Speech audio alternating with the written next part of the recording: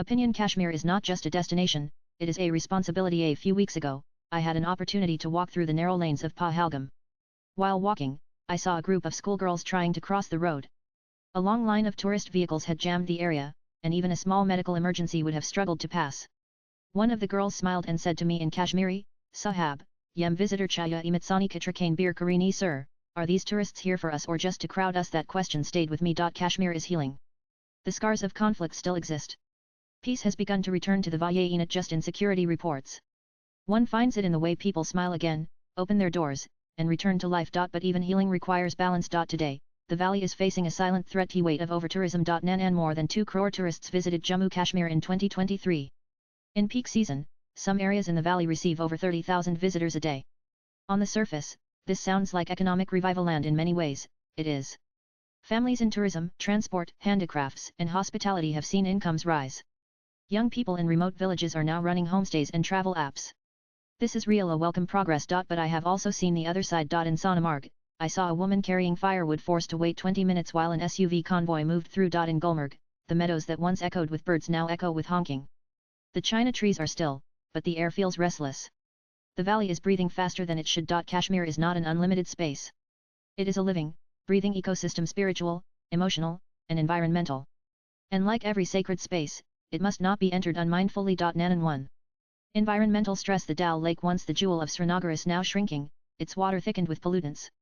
Every plastic bottle thrown by a careless tourist, a local passerby, a houseboat owner, or a staff member at a hotel is a wound on Kashmir's body. The trails in Usmarg, Dudpathri, and Bangas Valley are losing their green cover. What tourists see is breathtaking, but what they leave behind could be suffocating. Point 2.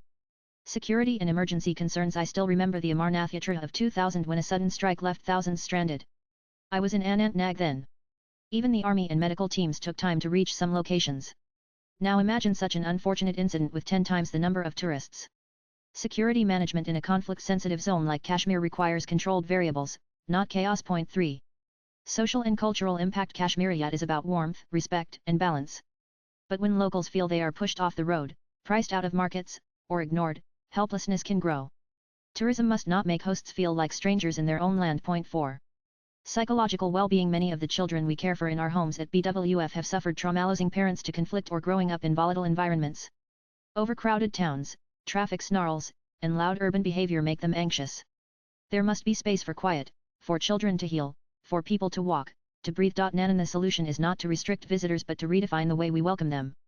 Hayres Haunanan Bhutan has a high-value, low-impact model that caps tourists and charges a sustainable development fee.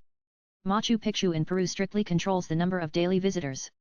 Even Venice recently introduced entry fees to reduce damage to its cultural heritage. If World Heritage cities and mountains can protect themselves, why can't Kashmir, which is all of that, and marine ecological marvel, a spiritual shrine, and a cultural reservoir? And when I first came to Kupwara in 1997, I had no idea that this land would become my life's journey. I've walked across its villages, sat in silence near the Talel River, prayed in mosques and mandirs alike, and held orphaned children in my arms who didn't know why their father never returned. To me, Kashmir is not a tourist site. It is a sacred geography. It is the soil of Lal Ded and Nand Rishi, of Sufis and saints, of cries and hopes. It is a land that has forgiven much and is still offering itself to India every day. And what do we owe her? We owe her respectful presence, not reckless crowds. Tourism should be like a pilgrimage where you arrive with humility, walk gently, learn, listen, leave behind only gratitude. Nanan, in our homes Basarita Basum, we care for girls who have lost their families to conflict. These girls have rebuilt their lives with education, dignity, and courage. They look at the mountains with dreams.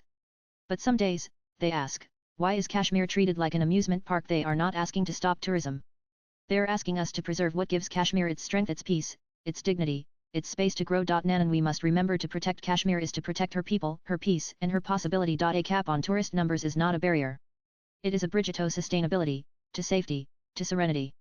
It is a promise that we care enough to control ourselves. Let us be the generation that walked gently, that looked beyond selfies, that honored Kashmir not as a product, but as a mother, a mentor, a prayer. Because in the end, this is not about fewer tourists. This is about more meaning. Not about restriction but about restoration. Not about commerce but about conscience. Let the world come to Kashmir, yes, but let it come wisely.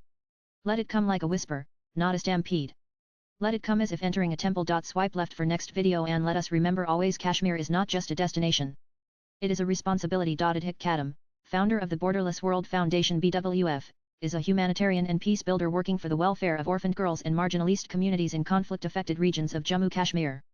Views expressed in the above piece are personal and solely those of the author. They do not necessarily reflect NEWS18's views. Latest blogs